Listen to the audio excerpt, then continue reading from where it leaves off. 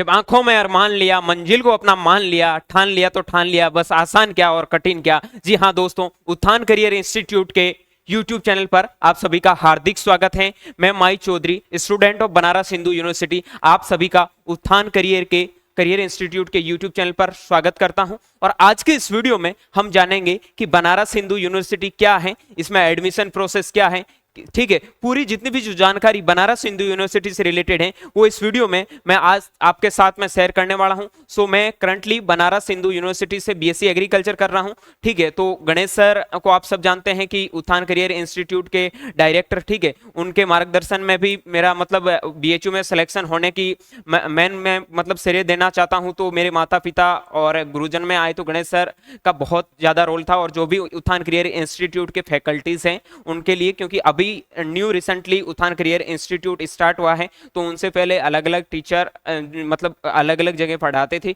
लेकिन कहीं ना कहीं मेरे को उनके मार्गदर्शन से बीएचयू में जहां तक जो मेरा बीएचयू का सफर था उनमें मेरे को सहायता मिली है। सो आज आपके सामने मैं बीएचयू की पूरी डिटेल्स इस वीडियो के माध्यम से आप सबके साथ में शेयर करने वाला हूं। सो वीडियो करते हैं स्टार्ट बिना किसी टाइम वेस्ट किए हुए। सबसे पहले हम जानते हैं कि बीएचयू क्या है, ठीक है। तो बीएचयू देखो एक सेंट्रल यूनिवर्सिटी है, बनारस हिंदू यूनिवर्सिटी, जो उत्तर प्रदेश के वाराणसी शहर में स्थित है, ठीक है। अब बीएचयू एक सेंट्रल यूनिवर्सिटी है जिसमें हम बेसिकली बात करेंगे बीएससी एग्रीकल्चर के बारे में। तो बीएससी एग्रीकल्चर, ठीक है, या फिर एग्रीकल्चर के लिए बीएचयू की बात करें तो बीएचयू एक एग्रीकल्चर एज ए फैकल्टी के रूप में चलता है, ठीक है। बीएचयू की मैं बात करूं तो बीएचयू में 300 प्लस ऐसे कोर्सेज चलते हैं अलग अलग फैकल्टीज वाइज, लेकिन हम यहां बेसिकली चर्चा करेंगे बीएससी एग्रीकल्चर के बारे में, ठीक है, या फिर एग्रीकल्चर फैकल्टी के बारे में, ठीक है, जिसे बीएचयू आईएएस के नाम से जानते हैं,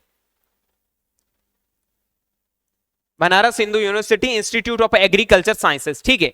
अब देखो हम समझते हैं कि बीएचयू है क्या। तो ये बीएचयू आप जान गए कि बनारस हिंदू यूनिवर्सिटी जो एक इंडिया की टॉप सेंट्रल यूनिवर्सिटियों में जिसकी सेकंड पोजीशंस आती है, ठीक है। जितनी भी जो इंडिया में यूनिवर्सिटी है उनमें सेकंड पोजीशंस की बात करें तो बीएचयू की सेकंड पोजीशंस आती है, ठीक है। अब हम बीएचयू के बारे में जानते हैं, बीएचयू की हकीकत क्या है, ठीक है। अगली स्लाइड में हम बात करते हैं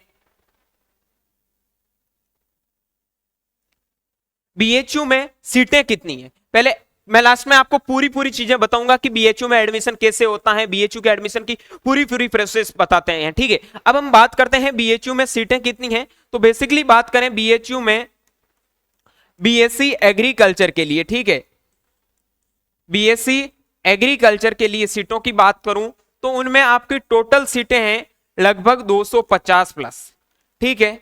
अब 250 प्लस सीटों में एडमिशन कैसे होता वो तो आगे बात करेंगे, ठीक है। कौन से कितने कैंपस हैं, ठीक है, सारी जानकारी मैं इस वीडियो में आपको देने वाला हूं। टोटल आपको 250 प्लस सीटों पर बीएचयू में एडमिशन होता है, ठीक है।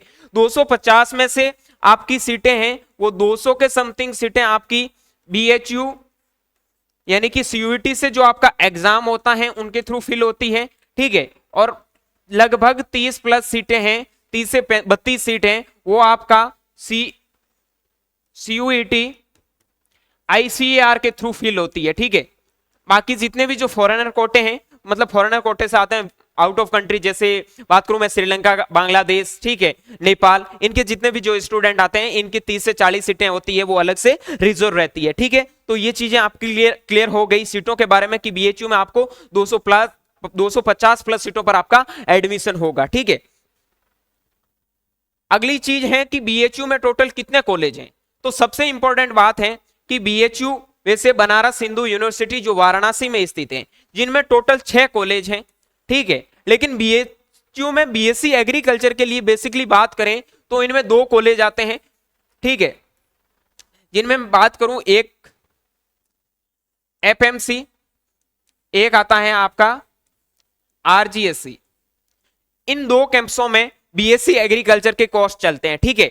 बीएससी एग्रीकल्चर के कोर्स, बाकी जितनी भी जो फैकल्टी 6 कॉलेजें हैं उनमें अलग अलग फैकल्टी, जैसे बीए हैं, बीकॉम हैं, उनके अलग अलग कोर्सेज चलते हैं, ठीक है। जैसे महिला महाविद्यालय हैं, ठीक है, डीएवी कॉलेज हैं, ये सारे बीएचयू के अंदर ही कॉलेजें आती है। लेकिन बेसिकली बीएससी एग्रीकल्चर के लिए आपके 2 कॉलेजों में एडमिशन होता है, जिसको फैकल्टी ऑफ मेन कैंपस और RGSC Rajiv Gandhi south campus जो आपका मिर्जापुर में स्थित है, ठीक है। अब हम बात करते हैं कि बीएचयू में लगभग 200 के समथिंग सीटें आपको 200 से टोटल फॉरेनर कोटा की जोड़कर सीटों की बात करूं तो 200 से 250 सीटों तक आपका एडमिशन है वो एफएमसी में होता है, और 50 सीटों पर आपका एडमिशन, 50 प्लस सीट, 50 से 60 सीटों पर आपका एडमिशन है वो आरजीएससी में। ठीक है, ये सीटों के बारे में जितनी भी जो चर्चा थी वो हो गई क्लियर। अब हम जान लेते हैं कि बीएचयू में कितने कॉलेज हैं, कौन कौन से कॉलेज, उनके बारे में थोड़ा व्यू देख लेते हैं।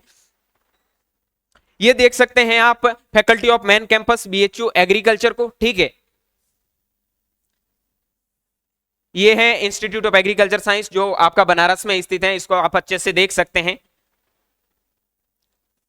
ये बात करूं मैं आरजीएससी, जिसमें मैंने बताया था कि आपका जो मिर्जापुर में स्थित है, और बीएचयू में मतलब बीएससी एग्रीकल्चर के कोर्स हैं वो 2 कॉलेज में चलता है, एक आरजीएससी में चलता है और एक FMC faculty of main campus में चलता है। ठीक है, तो ये हो गया आपका आरजीएससी के बारे में। ये आरजीएससी का व्यू है, देख सकते हैं ये आपका जिम वगैरह, स्पोर्ट्स, ठीक है, मैदान, खेल के मैदान वगैरह जितने भी हैं, और जो पीछे हॉस्टल वगैरह आपको दिख रहे हैं, ये आप देख सकते हैं आरजीएससी का व्यू है। अब हम बात करते हैं बीएचयू में हॉस्टल कैसा है। काफी स्टूडेंटों के क्वेश्चन आते हैं, हॉस्टल कैसा है, बीएचयू हॉस्टल किसको मिलता है, बीएचयू हॉस्टल में खाना कैसा मिलता है, जितने भी जो आपके डाउट्स आते हैं उन डाउट्स को लेके आप देखते हैं, अलग अलग सबके ऊपर अलग अलग चर्चा करते हैं। ठीक है, बीएचयू में हॉस्टल कैसा है, तो पहले आपको व्यू दिखा देता हूं मैं बीएचयू हॉस्टल का। तो आप देख सकते हैं डॉक्टर एसआर के, ठीक है, डॉक्टर सर्वपल्ली राधाकृष्णन हॉस्टल है, जिसमें BHU agriculture student, BSc agriculture student का एडमिशन होता है। तो उनमें अभी बता दूंगा कितने परसेंट किसको हॉस्टल मिलता है। ठीक है, 25% सीटों पे जिनको एडमिशन मिलता है वो एसआरके में होता है। ठीक है, ये देख सकते हैं आप हॉस्टल का व्यू, अरावली हॉस्टल, ठीक है, जो आरजीएससी में। अगला हॉस्टल आप देख सकते हैं, ये हॉस्टल का व्यू हो गया, ये रूम का व्यू आप देख सकते हैं। ठीक है, ये हॉस्टल हो गए पूरे, जितने भी जो हॉस्टल का व्यू था वो मैंने अभी दिखा दिया। अब मैं वापस चर्चा करता हूँ हॉस्टल किसको मिलता है। हॉस्टल का व्यू आपने देख लिया है, ठीक है, अच्छा हॉस्टल है। अब देखो हॉस्टल तो अभी आपने देखा, अब है बीएचयू हॉस्टल किसको मिलता है। ठीक है, जितने भी जो 25% सीटों, मतलब मान लो 100 बच्चों 100 सीटें हैं, ठीक है, और 100 में से जो टॉप के 25 स्टूडेंट होते हैं, यानी 25% बच्चों को बीएचयू में हॉस्टल मिलता है। ठीक है, सबको हॉस्टल अलॉट नहीं होता है। बात करूं मैं स्पेशली एफएमसी की, फैकल्टी ऑफ मेन कैंपस की, जिसमें जितने भी जो आईसीआर के थ्रू, आईसीएआर जिनकी 30 सीटें हैं, जिनसे जिनका भी एडमिशन होता है आईसीआर से, उनको सबको हॉस्टल अलॉट होते हैं। ठीक है, लेकिन जिनका मतलब सीयूईटी से एडमिशन आईसीआर में होता है उनको हॉस्टल अलॉट नहीं होता है सबको, ओनली टॉप 20% स्टूडेंट को ही हॉस्टल अलॉट होता है, जिसमें आपका डिस्टेंस देखा जाता है कि आप कितनी, मतलब आप कितने दूर से हैं, ठीक है, आपके कितने नंबर हैं, आपके टॉप रैंक के अनुसार देख के आपको हॉस्टल अलॉट करवाया जाता है। ठीक है, और बात करूं मैं आरजीएससी की, आरजीएससी की, इसमें सभी स्टूडेंट को हॉस्टल अलॉट होता है। ठीक है, जितने भी जो स्टूडेंट का एडमिशन होता है उनमें सभी स्टूडेंटों को हॉस्टल है वो अलॉट होता है। ठीक है, अब अगला क्वेश्चन है कि हॉस्टल, बीएचयू हॉस्टल, देखो बात करते हैं बीएचयू हॉस्टल में खाने के लिए, तो खाने में कोई प्रॉब्लम नहीं है। ठीक है, देखो आपको स्टार्टिंग में मॉर्निंग में नाश्ते में हमेशा अलग अलग मिलेगा, दोपहर के खाने में, शाम को खाने में, शाम के नाश्ते में, सब चीजें अलग अलग मिलेगी, कोई दिक्कत नहीं है, नाश्ता खाना सब एकदम अच्छा है। ठीक है, आपका मतलब पर डाइट के हिसाब से पैसे आपका लगता है। देखो बात कर, मैं अभी बताऊंगा आगे कि आपका कितना खर्चा आएगा, हॉस्टल की फीस कितनी है, खाने का खर्चा कितना लगेगा, वो मैं आगे चर्चा कर लूंगा। ठीक है, लेकिन खाने की बात करूं मैं, अगर फीडबैक देना चाहिए तो मेरे हिसाब से 4.5 प्लस ही देना है, क्योंकि खाना अच्छा मिलता है। बाकी हॉस्टलों में जो रहते हैं उनके हिसाब से आप देखते हैं कि हॉस्टल का खाना कैसे होता है, लेकिन जहां तक मेरा एक्सपीरियंस, जहां तक मैंने समझा है, तो बीएचयू के हॉस्टल का खाना है वो आपको अच्छा मिलेगा। ठीक है, अब हम अगली स्लाइड पे बात करते हैं। ये हॉस्टल का व्यू आपने देख लिया है। बीएचयू की फीस कितनी है, सबसे इंपॉर्टेंट बात है कि बीएचयू की फीस कितनी है, बीएचयू की हॉस्टल फीस कितनी है। अगर हम भाई बीएचयू से बीएससी एग्रीकल्चर करते हैं तो टोटल कितना खर्चा आता है, तो उनके बारे में देखते हैं। तो बीएचयू की फीस के बारे में बात करूं मैं, जिनका एडमिशन, अभी बताऊंगा एडमिशन की प्रोसेस क्या है, वीडियो को आप अच्छे से देखोगे तो आपके सारे डाउट्स हैं वो क्लियर हो जाएंगे। ठीक है, जिनका भी एडमिशन इस साल हो रहा है या फिर जिनके टारगेट हैं बीएचयू में जाने के, वो मतलब जो 2024 का प्रिपरेशन कर रहे हैं, उनके लिए ये वीडियो इंपॉर्टेंट है। ठीक है, अब बात करता हूं मैं, एक सीयूईटी के थ्रू एडमिशन होता है, एक आपका आईसीएआर के थ्रू एडमिशन होता है, ठीक है। अगर आपका आईसीएआर के थ्रू बीएचयू में एडमिशन होता है तो आपका फीस लगता है 20 से 25,000, 20 से 25,000। मैं हॉस्टल फीस की बात नहीं करता हूं, मैं सिर्फ यहाँ ठीक है ना, ये बात करता हूं कि फीस कितना लगता है। लेकिन आईसीआर से अगर आपका एडमिशन होता है तो हॉस्टल फीस भी इसके साथ में ऐड होता है, यानी कि 25,000 रुपए आपका एक साल का हॉस्टल प्लस दोनों मिला के लगते हैं, ठीक है। लेकिन हॉस्टल का फूड चार्ज अलग लगेगा, वो मैं अभी आपको बता दूंगा, ठीक है। टोटल कितना खर्चा आएगा अलग से सारी चीजें डिस्कस कर लेंगे। लेकिन जिनका एडमिशन सीयूईटी से होता है उनका फीस है वो सेमेस्टर में स्टार्टिंग में 8 से 10,000 लगेगा, फिर ज्यादा फीस नहीं लगता है, 2 से 3,000 रुपए आपका पर सेमेस्टर फीस लगेगा, ठीक है। सेमेस्टर में आप समझते हैं सेमेस्टर क्या होता है, ठीक है। 4 साल की बीएससी है तो 8 सेमेस्टर करने पड़ेंगे तो 2 से 3,000 फीस लगती है। लेकिन कुछ इसमें पेड सीटें होती है, ठीक है। पेड सीट में जिनका नंबर एफएमसी में एक सेकंड,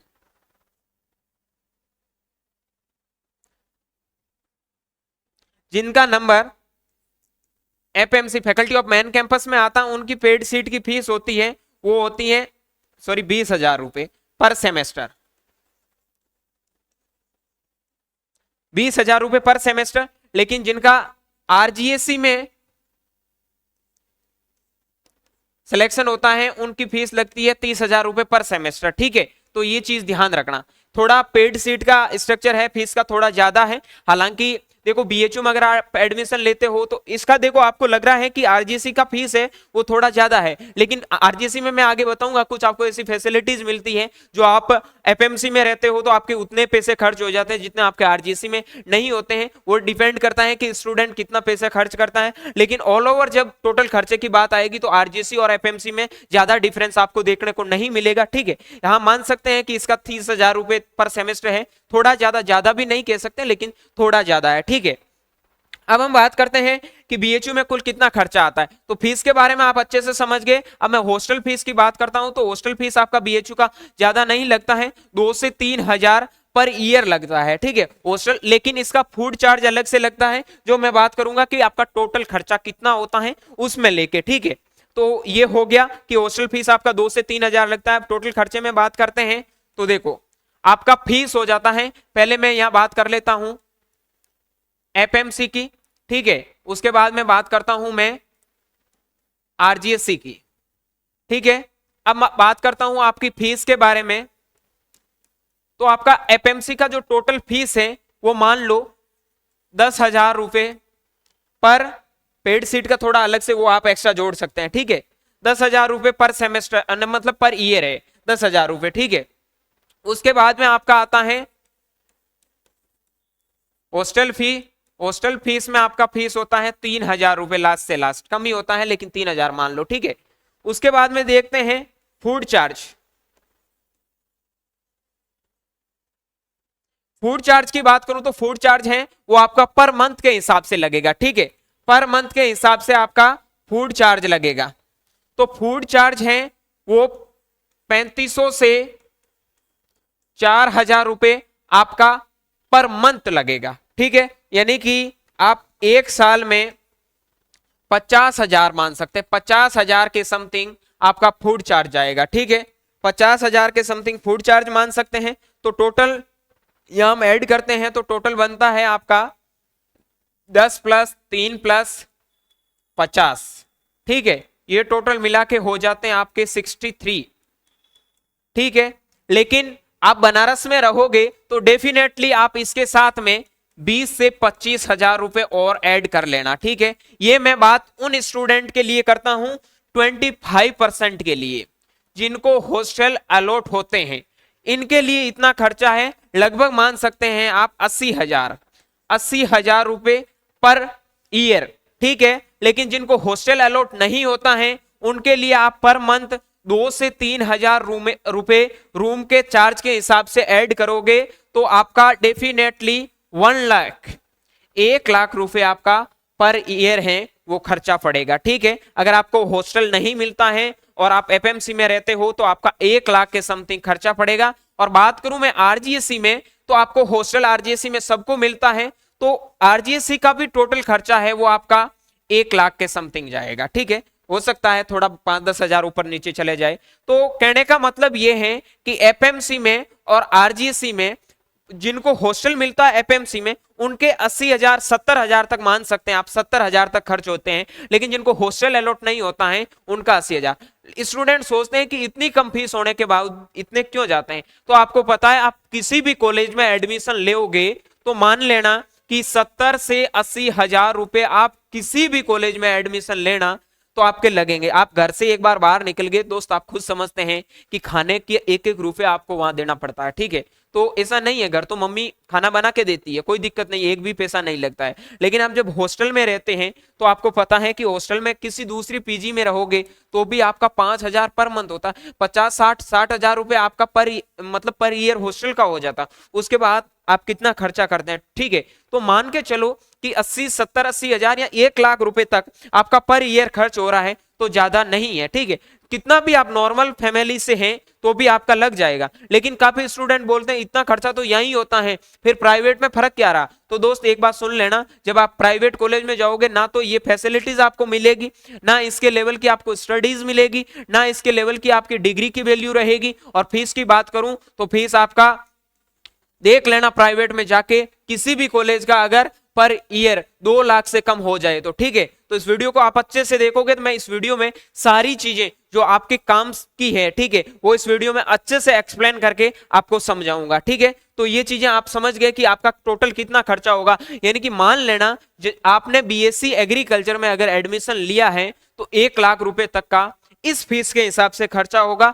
लेकिन किसी कॉलेज की बात करूं, मैं पीएयू के बारे में बात करूं, मैं जीबीपीयूटी की तो ज्यादा फीस है नहीं, 50,000 रुपए है, ठीक है। लेकिन कुछ ऐसे कॉलेज बात करूं ओडिशा यूनिवर्सिटी के बारे में, ठीक है, तो इनमें थोड़ा फीस स्ट्रक्चर ज्यादा है। तो मान के चलो आपका 1.5 लाख तक भी खर्च हो सकता है। लेकिन मान लो जिन कॉलेज का 50,000 पर ईयर फीस है तो उनका 1 लाख तक खर्चा जाएगा, ठीक है। आप किसी भी कॉलेज में जाओगे तो 50,000 तक फीस है। लेकिन जिनका आईसीआर से होता है तो उनको 35-36 हजार रुपए है, वो स्कॉलरशिप मिल जाता है, तो उनको थोड़ा बेनिफिट मिल जाता है। यानी कि जिनका सिलेक्शन बीएचयू में आईसीआर के थ्रू हो गया तो उनका खर्चा बहुत कम होगा, यानी कि वो 15 से 20 हजार में उनका काम खत्म हो जाएगा। तो आप ट्राई करो कि अपना बेस्ट हो सके उतना बेस्ट दो, ठीक है। और आईसीआर के थ्रू बीएचयू में एडमिशन लो जिनमें आपका खर्चा है वो ज्यादा नहीं लगेगा, 25 से 30 हजार में आपका एक साल अच्छे से में भी निकल जाएगा, कोई दिक्कत नहीं है, ठीक है। तो ये चीजें आप समझ गए। तो अगली स्लाइड में मैं बात करूं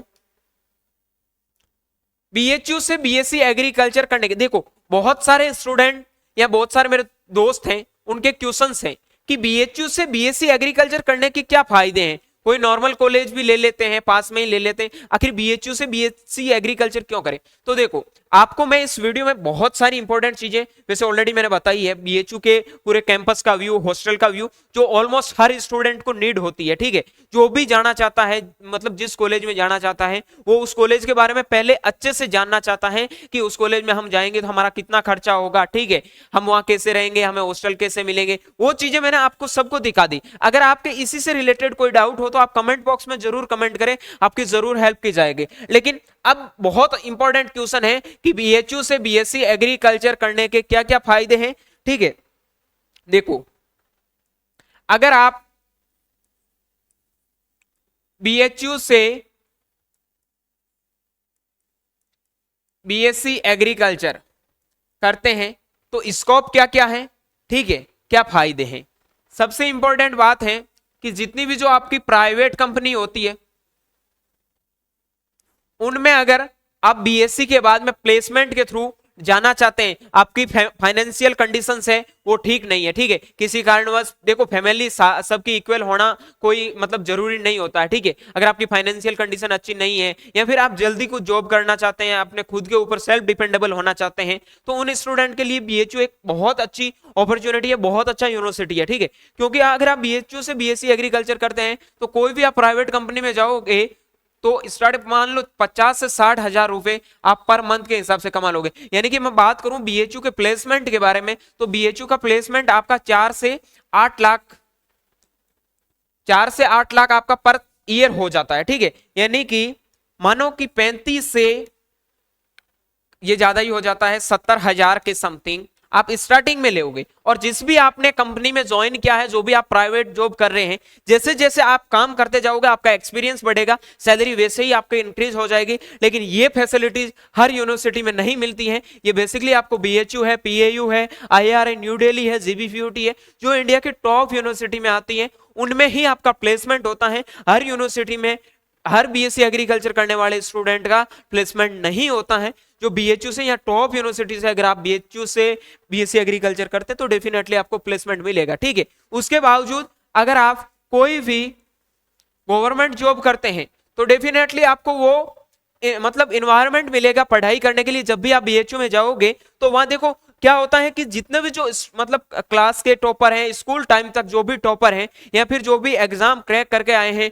मानो भाई 1 लाख स्टूडेंट एग्जाम देते हैं, ठीक है, 1 लाख में से 200 बच्चों का सिलेक्शन होगा, तो डेफिनेटली आप समझो कि वहां इंटेलिजेंट पढ़ने वाले स्टूडेंट होते हैं, ठीक है। उनके साथ रहोगे तो अपना खुद का कॉन्फिडेंस है वो डेवलप हो जाएगा और आपको लगेगा कि नहीं मैं बहुत कुछ कर सकता हूं।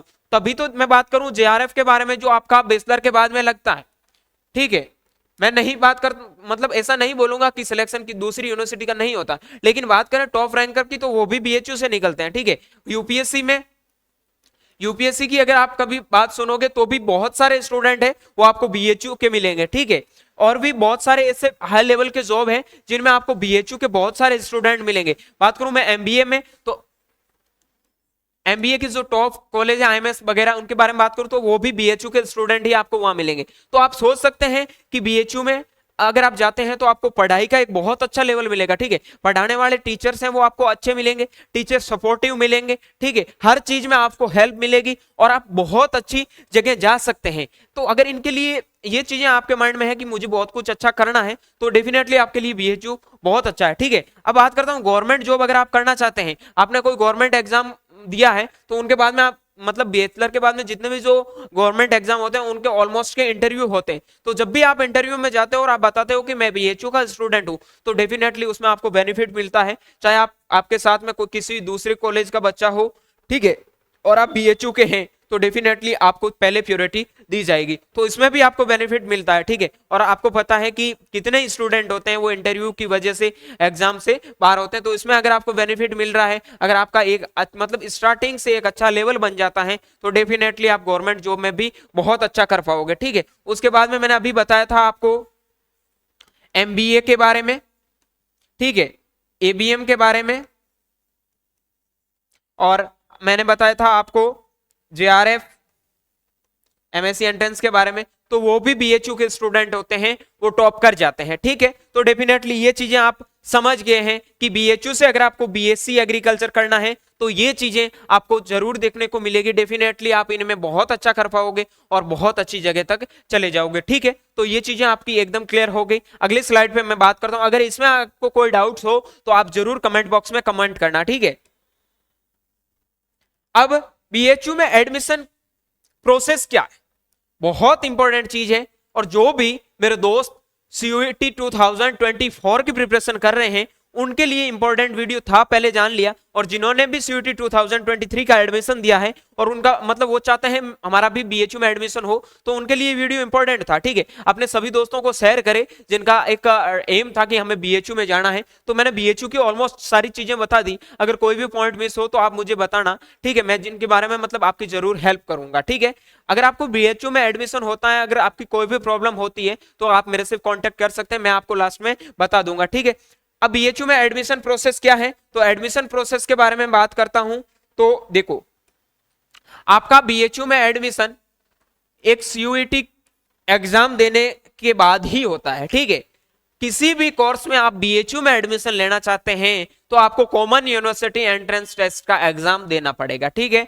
आपने सीयूईटी का एग्जाम दे दिया, आपके पास में बीएचयू में जाने के पास में 2 रास्ते बन जाते हैं, ठीक है। एक आपका हो जाता है बीएचयू खुद अलग से काउंसलिंग करेगा उसके थ्रू, और एक होता है आपका ICR Indian council of agriculture research, जिसमें मैंने अभी बताई थी 30 सीटों पे एडमिशन होता है और इनमें होता है वो आपका 200 प्लस सीटों पे और इनमें 30 प्लस सीटों पे, ठीक है। बाकी लगभग 270 280 सीटें बीएचयू में होती है, आरजीसी और मेन कैंपस दोनों को मिला के। तो वो कुछ फॉरेनर स्टूडेंट भी उनके साथ में ऐड होते हैं, ठीक है। तो ये चीजें आप समझ गए कि इन 30 सीटों का एडमिशन है वो तो आईसीआर की काउंसलिंग के थ्रू होता है, ठीक है। लेकिन जिनका एडमिशन बीएचयू, देखो बीएचयू का एग्जाम दे दिया, उनके बाद में अगर आपका बीएचयू में एडमिशन होता है बीएचयू की काउंसलिंग के थ्रू, तो सीयूटी का एग्जाम देने के बाद ही बीएचयू में होगा, ठीक है। ऐसे नहीं बीएचयू का आपका फॉर्म, आपने फॉर्म फिल कर दिया अगर आपने सीयूटी का एग्जाम दिया है तो, ठीक है। उसके बाद में जब आप बीएचयू की काउंसलिंग करोगे तो आपके मार्क्स के अकॉर्डिंग आपको बीएचयू मिलेगा। अब काफी दोस्तों का ये क्वेश्चन है कि 600 नंबर का सीयूटी का पेपर होता है,